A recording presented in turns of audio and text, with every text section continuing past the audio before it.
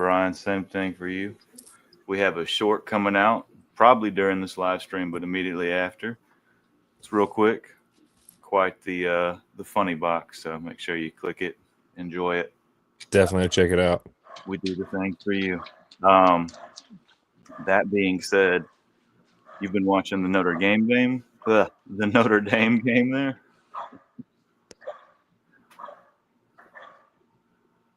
Can you hear me? There you are. Yeah. I have been watching the Notre Dame game, and man, they started off and couldn't even finish the drive. Arkansas. I mean, they ran down, looked great, and then just gummed up and had to settle for a freaking field goal, man. And I think that's been telling throughout the whole half. It's just they've been hanging around, but it's like. But I will say, before we go too far, in my best rendition of John Madden, I love it when a big man scores the ball. You know, Yeah, I loved Shaq getting in there, getting the big man's touchdown. I really thought that was going to be some real good juju's. And after that, man, really Notre Dame just really started to take over in the second quarter, and it's been that way for. I mean, they had a little pop a minute ago, but. That kid, CJ Carr, the redshirt freshman for Notre Dame. I mean, I know he's played well all year, but I mean, he went 5 for 6, 93 yards and a touchdown in the first quarter, and those are pretty solid numbers, man. Yeah, I was just looking at some of the stats for that. I've been mostly watching the USC Illinois game and then just kind of flipping in for commercials. I will make a quick commercial commentary.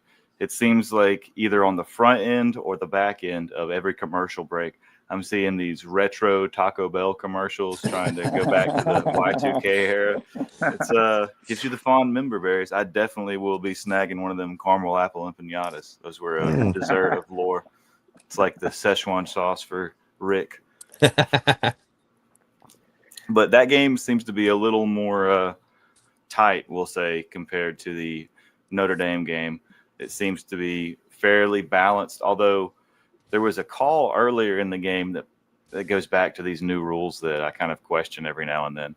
And it has to do with the play stopping immediately when a helmet comes off, and it's wherever the ball is at that point in time. And his helmet came off.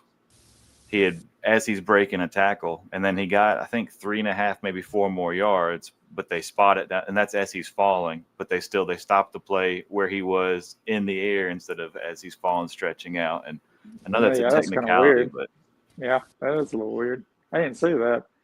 That was right in the beginning. That was their first drive, I believe, third play. I'm going to go ahead and tell you, it looks like Illinois is going to put up another touchdown on USC before halftime. See, USC, they started out very, very strong this game, and I almost thought what you're seeing in the Notre Dame game, I don't know why I keep doing that. I don't know why. Anyway, what you're seeing from the Fighting Irish right now, that's the kind of mentality I thought was going to be coming out there, because USC, they were handling business, but then Illinois responds, but still USC seemed to be in control of the game. And then as we've approached the end of this second quarter, I don't know if they're just getting tired, if they're looking forward to halftime or what, but Illinois is absolutely stepping up there, and they seem to be more of a driving force and at least handling their business. But if USC can tighten up on defense, this game's in the bag for them, hands down. See, I've been doing the opposite of what you've been doing. I've been maining on the Arkansas game and then flopping back over to the Illinois. So, I mean, correct me if I'm wrong. You're saying that the USC defense is offense has been pretty solid. Every time I flip over, the USC quarterback is missing another pass, man, and it's not even kind of close. No, I said he started out solid. Oh, okay. As the half has drawn on, they've decreased. I mean, it's been a pretty steady downward slope. So I don't know. They said it's pretty humid there, more humid than normal. I don't know if maybe that's affecting them in some way, or some mental thing going on or what. But I would imagine that gets straightened out at halftime, and they come out of halftime charging, and I would expect to see some points on the board very early in the third quarter, and then an immediate response. And I think this game's going to turn into a shootout, but USC hopefully pulling away in the end, since they're the ones I picked. Who gets the ball at halftime in that game? That would be the Trojans. They come out strong with it, I believe. Yeah, they definitely made some points there, man. So you're saying that the Either way, the I say USC game Trojans becomes score. more watchable. I say Trojans stop the Illini drive. They score first. That's irrelevant. I think the Trojans. Say what you want about them. They do have some leaders on that team, both on the offense and the defense. And the defense, right there in the middle, there seems to be some miscommunication. I don't know if that's some play calling errors or if that's just people not executing properly. But I imagine either way, that's something that can get worked out. That's something that can get tweaked real quickly during halftime and get everybody on the same page and get those boys raring to go. But from what I have seen of the Notre Dame game, fighting Irish all the way, it looks like right now. If it's going to be even worse if they can score again right before halftime, because it's really going to get out of hand, I think, pretty quick. I wonder what happened to Arkansas. Do you think that maybe there was a ego check this last week and they've kind of slumped off confidence-wise, or are they just getting outplayed? I think they're definitely getting outplayed. They can't stop anything on defense right here. That's their big problem. They have been able to run the ball some in this game, which is good, but it looks way too easy for Notre Dame.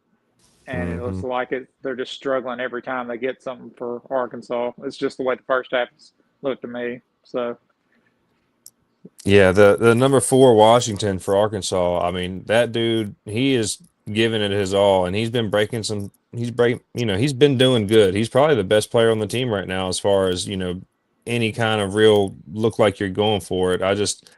I'm not seeing that scratchy, clawy, fighting for it kind of game out of Arkansas right now. It looks like, that right after that first drive, it set the tone for everything that's happened so far. And it's compounded. They've not finished drives. And like I said, other than the running back on Arkansas's team and that line is pushing people around and giving them a chance. But, their defense they're just getting cut up on the secondary, man. I mean, they're doing whatever they want, whether it's a slant, a post, a go route, they're just getting whatever. And that kid is putting it on them.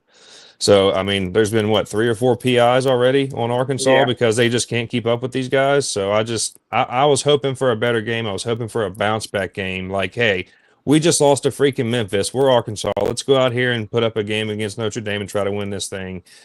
And I'm not getting that vibe at all, man. Now, look, half of these guys got their head down. They're walking to the sideline. They're walking. They're not jogging. These guys, it just looks like they're already beat, and I hate that. Now, is this something that you see being corrected, or there at least being the possibility for it to be corrected over halftime, or do you think this is game, set, match, folks? Let's go ahead and watch something else. There's plenty of other sports entertainment on TV right now. There better be a hell of a halftime speech, and it better be coming from the players because, I mean, you just look at the coaching staff. The coaching staff are not young bucks, man. These guys have been around the block for a long time. And I was watching that documentary about the Cowboys on Netflix the other night, and there was a part on there where Michael Irving's talking about his rookie year, and he's going in for his first game, and he's expecting this big rah-rah speech from Coach Landry, who's been there for 28 years or whatever. And, he just gets up there, goes up there. All right, guys, let's try to keep this one close and let's do our best, and just walks out of the room. And I don't know if they're getting those kind of speeches at Arkansas's halftime right now. I don't know if they've got that vocal leader that can kind of inspire the men and get a following behind them and put some energy to it. I do not know. I don't think they do. I agree with that, and hopefully that's something that can be corrected in this recruiting season or come through that magical portal. They get somebody in that really lights that fire. I did want to update you with a breaking score. Another game that's been on my mind, it was one of the ones that we put wagers on this week, would be the Georgia Tech Yellow Jackets. That's the number 16 team at the Wake Forest Demon Deacons. We even have a little bit of a history that was in our main episode we did on the name origin there. Now, they just put 3 more points up on the board. That's having them 20-3, I believe, at this point, or 17-3. It's looking like it might get out of hand. I only watched a little bit of that. As I said, my primary game has been that USC Illinois one. But I don't know what happened to Georgia Tech. But does this put it into account? Does this make us take this into account when we consider the previous let's say 2 weeks, because they've kind of been a rising team and they've given credence to other teams that have competed against them. And if this is something that is absolutely going to chip away at their reputation, then I don't know. I see them definitely probably dropping all the way off the top 25 at this point in time. I think they're a team that the AP is not going to give a chance to. I mean, I think they got to reserve a slot for Notre Dame for sure. They're definitely not dropping off. They will absolutely rise again. They will probably be, let's see, depending on how the day shakes out, if all the rest of my predictions play out, I would put Notre Dame right at number 13 going into this next week. I mean, the way the AP poll has been doing things, I wouldn't doubt anything. So, yeah, I do like to make sure I look at like the football power index for one, the S plus poll, all of that, and kind of put it all together. I definitely think the AP poll is either becoming increasingly less reflective of reality, or it's just becoming increasingly apparent that it was always not so reflective of reality. So it's okay. You can call it shit. Because that's what it has been so far this year, a bunch of it. So at least in my opinion. Well, I kind of feel bad for Georgia Tech because they've got a good team. I've kind of gave them the kudos through a couple of our episodes through the season. Their quarterback has been banged up, man. It's tough to win when everything hurts, and you got to fight through it. But I would hate to see them drop this game because, like, to tangent on what the dude just said, that they're not going to give these guys a chance. If you lose a game, it's sorry. Like he said, Notre Dame's got a reserve spot somewhere in between 1 and 10. We got to squeeze them in there. So I hate it for them. I hope they can do something and flop this around. Maybe get a little energy and get it going in the right direction. Because, like you said, if they lose this game, that's it. I would just like to put out a friendly reminder that I did call the Illinois upset, and I also was the person who called the Notre Dame Fighting Irish coming out strong here. So let's just go ahead and put that crown on this week, or should I leave it up for now? A lot of football left. I don't know. You got a great start so far, my man. Notre Dame just scored again, so it's the wheels are falling off. I also called the over on that if we want to put that out there too. That's what was the over on that game? 64.5. Ooh, yeah, man. We'll see what happens after halftime. That's going to be the real question there. If that game comes into an over game, which if they keep marching down the field unimpeded, I think that is absolutely a possibility. And that pick's already called for me, but I'm going to have to keep my confidence level high in it. Yeah, that lead's gotten too big, and I don't see anything from Arkansas defensively to make me believe that game's going to change in any sort of way. Now, the USC and the Illinois, that's a game right now, this folks. This is a game because I don't know how I'm sorry I didn't have it on this channel when whatever happened, but USC got the ball back some sort of way, and now they might score before halftime and it would tie it up. So that's looking pretty good there. Yeah, and like I said, they started out very dominant. Illinois has built momentum as the game has progressed, and I think USC is definitely going to get a bit of a turnaround here after halftime to hopefully, for my entertainment, make more of a game there. But I'm still pretty solid in my Illinois pick there. Well, it's they're definitely going to be a game here. They're in striking distance and got 11 seconds left, second and goal. They just used their last time out, it looks like. I would absolutely say if you see the Notre Dame game going too far out of hand, you maybe switch over to that's what I'm about to do. Tag with USC Illinois game, and then keep going to the Notre Dame just scored again. Ooh. They scored again before 41 as it stands before the extra kick to 13, and they've still got 7 seconds left. Oh no, we got that over still solid, boy. Telling you folks, I calls them. Listen to the dude. I will no longer vote with my head. My heart. I will vote with my head. No more faith calls. Man, I'm still upset. Week 3, I almost had that Oh, perfect the Bulls. week, but the one pick I made with my heart, man. That's gonna, no matter what I do the rest of this, even if I have perfect picks from this point on, I'll still be upset about that week. Vegas doesn't give a shit about your feelings. This is a very true statement. Very true statement, sir. Unless you win money, and then they want you to stay longer so that they can win it back. I don't know. I've seen a few videos trending around now where there's been people that look like they're getting screwed out of some of their winnings. Justly. Weird they all get viral at the same time. I guess somebody's saying something, they're doing something, or what? But you'll notice on that subject, we have a big purchase happening at the corporate level where we will now have even more blurred lines between sports entertainment, gambling, Disney, ESPN, all of that, with their purchase of we'll just say a large gambling organization. I think at this point with the NFL, that's going to become increasingly more like professional wrestling. And I mean, as long as it's entertaining, I'm with it, but I think that's important to take into account. Yeah. It's weird. It's like this big entity is buying up everything, and it's just going to have everything now. So it looks like but these poor Razorbacks. It looks like USC was able to kick a field goal before halftime, so they brought it to 14-10.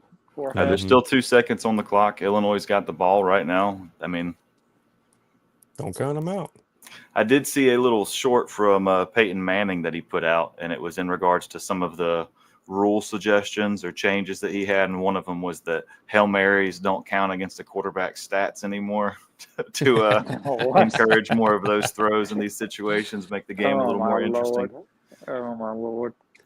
But if they don't count, does that mean you don't get it if you also throw if you throw a touchdown? Some part of me thinks that's not going to go both ways. All right, looks like Illinois just decided to go ahead and dead out that ball, run out the clock, run it to halftime, and get everybody on the same page, come out with a fresh game plan. What? Oh, man, these games are going not the way I thought they were going to, man. These games are going exactly the way I thought they were. Well, I thought the USC Illinois game would be close and be good defense type thing. So this one doesn't surprise me as much. But I didn't think Notre Dame would have 40-something points up on Arkansas before half. Yeah. Right. Now, I will say I've seen some of the highlights, obviously, that they're going to come on every break that you have in any other game. Have y'all seen any very standout plays, any amazing stuff? Is there anything breakout from that game that you think is going to be recycled content you're going to see coming up, or has it been pretty much just mid-tier, one team dominating, nothing outstanding? Yeah, nothing flashy on my end, man. Not so far. I mean, just with Notre Dame today, it just looks like it doesn't have to be flashy. It's just like, hey, here's 420 yards on offense. Well, I know, that's what I'm saying. To 207. Whatever they're running, it looks like it's just getting them, 10 yards. Or I mean, what was the average I said just a second ago? 11.1 yards of play. Right. I mean, 620, 630 yards total offense in the first half. That is that's crazy. That's a game with the football moving, folks. Yeah. I mean, just to look at the numbers, it's just ugly. I mean, 85 passing yards for Arkansas, 294 for Notre Dame. Rushing yards are about tit for tat, but it's just, oh man, the second, like I said, the second quarter, they just started taking over, man. And to see it 42-13 at half, I did not think it was going to be that bad, but my goodness, that halftime speech is going to be real good now. I'm going to go ahead and tell you, I'm kind of afraid for Sam after this year. If they keep doing stuff like that, I don't know if they'll keep him around or not. Well, I mean, there's already been some shuffling going on this season. There's definitely going to be a significant amount more of personnel changes before we're out here. Not necessarily on that same note, but I think we should go ahead and start looking forward to some of these other games coming down the pipeline today. The probably for y'all the most relevant would be the I think somebody's playing Georgia today. No, Maybe a no, little bit of rain no, or something there too. Oh, I'm sorry, I got a little A on my shirt right here. I don't know what that's about, but Is that right? yeah. I mean, the Auburn Texas A&M game, that 2:30 slot is going to be pretty good. Yeah. You know, LSU plays in that time slot too. This whole day they've got a lot of good games lined up in each Oh, slot. yeah. That way you've Great got your weekend. options in case one gets out of whack or. Mm-hmm. But I think a big factor in that game right now is the weather. That's really the odds have been shifting back and forth all day today. I mean, not drastic, not like 10-point swings or anything, but still, when you see that much movement this close to game time, and it all is because of that variable weather element, because that will obviously greatly affect the game. But I think my picks on that one are. I'm pretty solid with that. I mean, y'all want to go over some of those later picks? Rista, did you ever get yours? I don't know if I saw any picks that you had for today or for. Which ones? Starting with the 2:30 slot? Yeah, the LSU one, Indiana. I mean, all those games. So for the LSU Ole Miss, I'm going with Ole Miss for that. It's played at Ole Miss.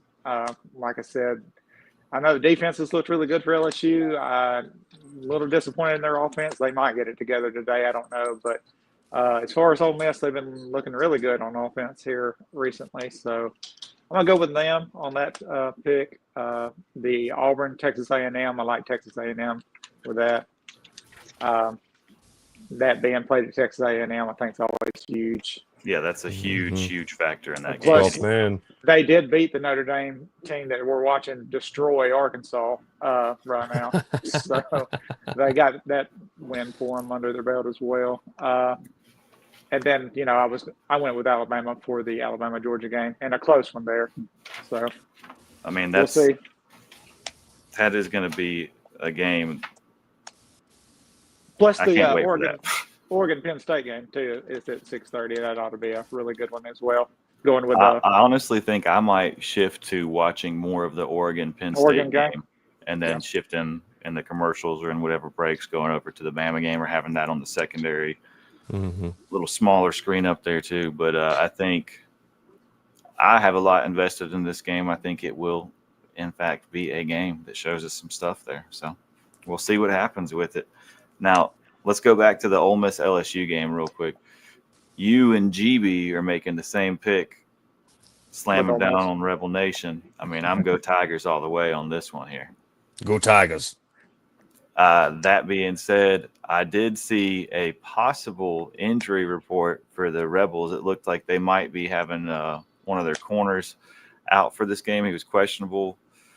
I don't think it was anything serious. Hopefully he's in it, but I don't know if that'll play a huge factor in it, as I think LSU will have the dominant defense there. And I think that LSU comes out ahead regardless. They don't need that extra edge. Now, the Auburn Aggie game, that is a game that I will absolutely be rooting for the Auburn Tigers, but I 100% think that the Aggies – Smack. Yeah. I think the game will have a lot more offense in it than people are thinking now. That's why I went with the over on that. I think that'll be a fun one to watch. What was the spread on that particular game? On the Auburn game? 6.5 points, and then the over-under on that was 52.5. Oh, okay. I got you. Yeah, so I think it'll be a good one for sure there. I would say the Ohio State-Washington Huskies game would be a pretty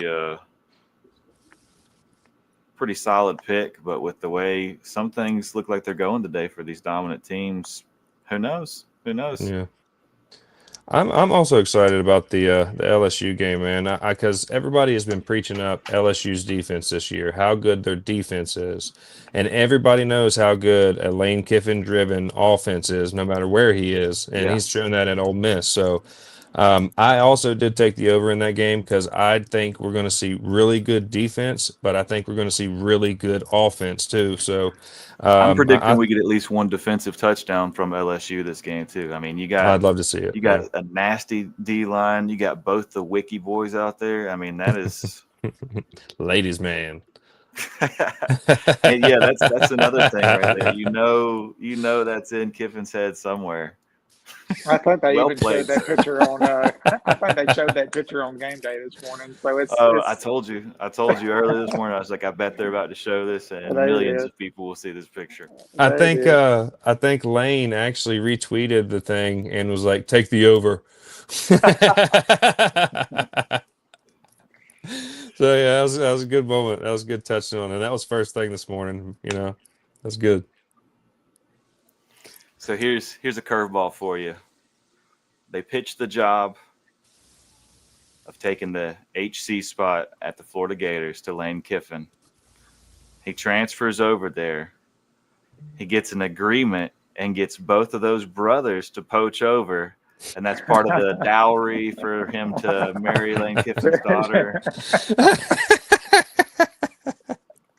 Oh man! And then 20 years from now, you're hearing all about his kid and then the prospects of him, and you watch his career go through there. We seem to be seeing a lot of that at the NFL, the professional level right now. There's a lot of these stars that I kind of remember from my childhood, and then as I grew up, that now have children. There's some of them that I think are probably too young to be having children because it makes me feel old. I'm like, whoa, no. Yeah. You can't have a kid that's already played ball yet. No, that's not how this works. But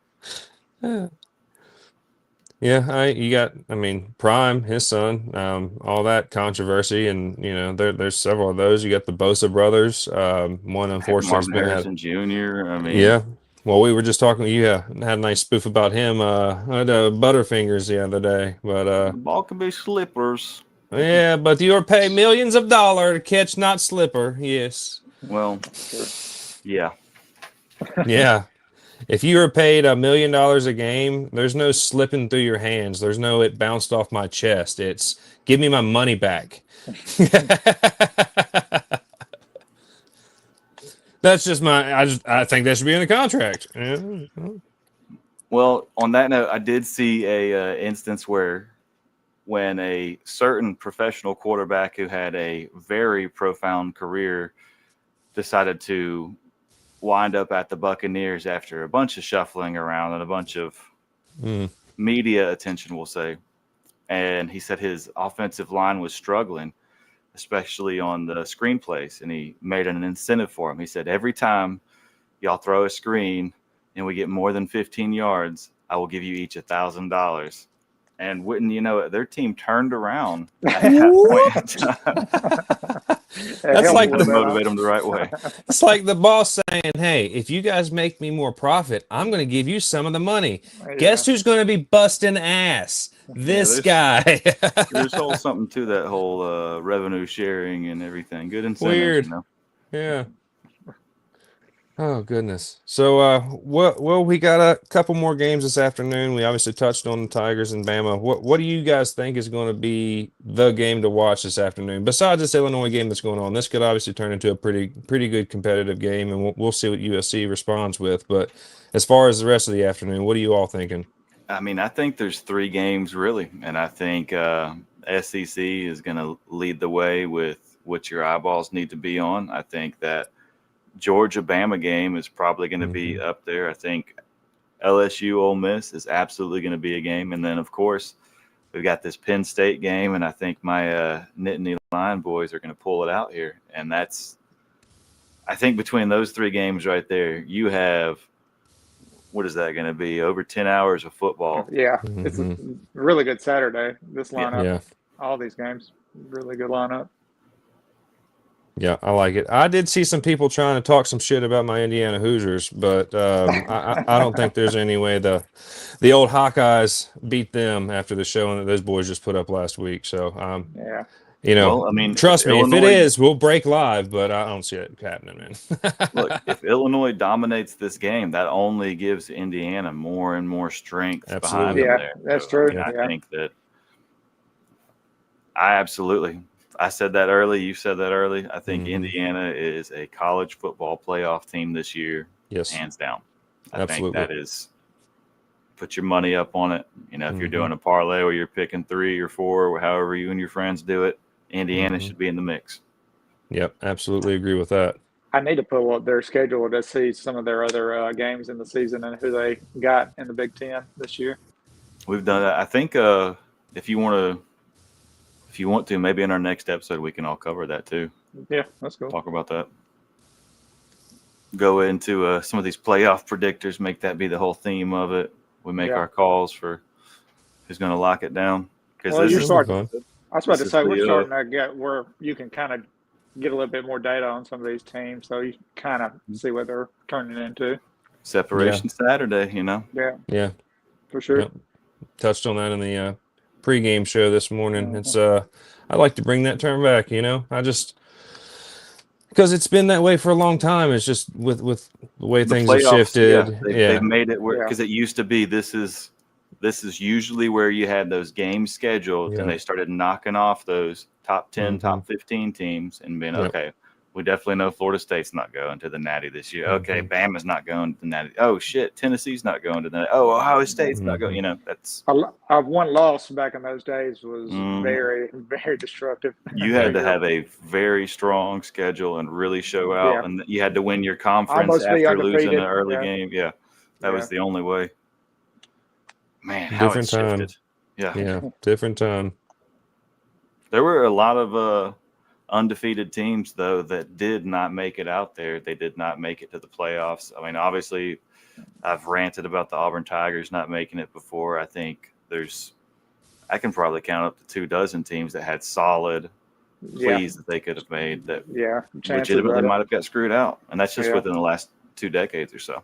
Yeah, great. Do y'all give any thought to this BYU game at the old Buffs? I know, Brian, you're kind of a Buffaloes guy. I am staunchly against the Colorado Buffaloes. The Cougars, I could see them doing something here. I think that's going to be a high-scoring game regardless. I called the over on that, I believe. Yeah, I like what the Buffaloes were able to do with the program in a short amount of time.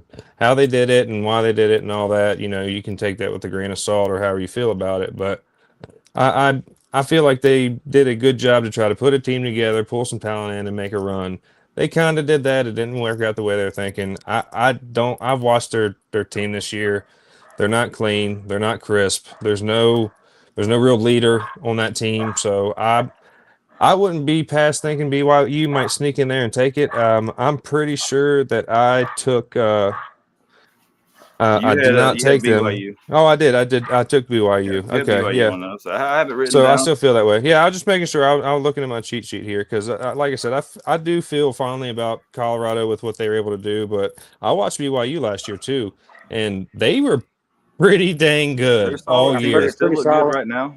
I will say for Colorado, I do like some of the talent he's brought in the coaching staff. I like that he's got Warren Sapp there. There's a lot of those people that I do like. I don't like his whole persona. I'm one of those people. I also don't really think Colorado is one of the portal teams, we'll call it, that really deserves it this year. Although there's 10 or so of them that are, I think they're all undefeated. The top portal teams are, honestly, right now. Mm-hmm. Now, one game I want to touch on before we roll into the game here and shut the halftime show down. The Tennessee Volunteers, the number 15 team, will be at the Mississippi State Bulldogs. Now, there is a short that just came out from this channel. It's got a very motivational moment from the Mississippi State Bulldogs, which is 10, 15 seconds or so. It's definitely worth your time. Go check that out after this. That being said, we had, I think, pretty much unanimously agreed that game was going to go over the 61.5 that is the over-under for it right now. Now, the line had Tennessee, I think, at 7.5 points. Yeah. I think regardless, I don't see Tennessee covering that line. Now, I could be eating my shorts later on. This could be the call that I make that look back on, oh, what a bonehead call. But I think that would all be kind of heartfelt wagering off of an old man with a cigar, I suppose. But I think from what I've seen, I'm calling Mississippi State. I said that they have a lot of fight in them. Y'all are saying they might be the worst team in the SEC. I'm saying don't count them boys out. Let's be clear. Are you taking Mississippi State to win the game? I was about to ask the same thing. You're just flat out picking Mississippi State. I am taking Tennessee to not cover. Okay, I just wanted to be clear. I just wanted to be different, real but- clear. Okay, That okay. that is up to and including Mississippi State winning the game. Oh, I'm just saying Mr. Tennessee does not Ambiguity over cover. here. No, I'm saying that's how gambling works, folks. You know, Yeah, that's how they get your Tennessee don't cover. freaking money. But I do say they definitely. I think the over absolutely. I think is absolutely covered in this. I agree with that. I think they're over too. I think there's going to be a lot of points scored in this game because I don't necessarily think Tennessee's defense is all that great. They're good, but I wouldn't put them in that top 5 elite defense category. So I'm with you. I think Tennessee I like the wins. quarterback. Well, Yeah. as long as they can kick the field goals that they need to, they should be all right. Ooh. Oh, is that too soon. soon? Is that too soon? It's fired, my man. Whew. Whew. So That that's one my 2 cents. That's my 2 cents. Well, fair enough. I would. I mean, I support the Vols. I'm happy with the Vols' victory. Absolutely, I'm not anti-Vols by any means. I'm all SEC all the way on that. Either way, SEC team wins. I'm proud. I'm happy. Yeah, looks like we're fixing to roll back into these games here, boys. Yeah. So y'all want to go ahead and tag out? We'll touch up that's, again, folks. good. If you haven't subscribed, go ahead and subscribe. We'd like to do live streams, halftime, relevant moments throughout the Saturday game days. We also put out shorts and weekly episodes. So enjoy our content. Thanks for watching, folks. See you soon. See you.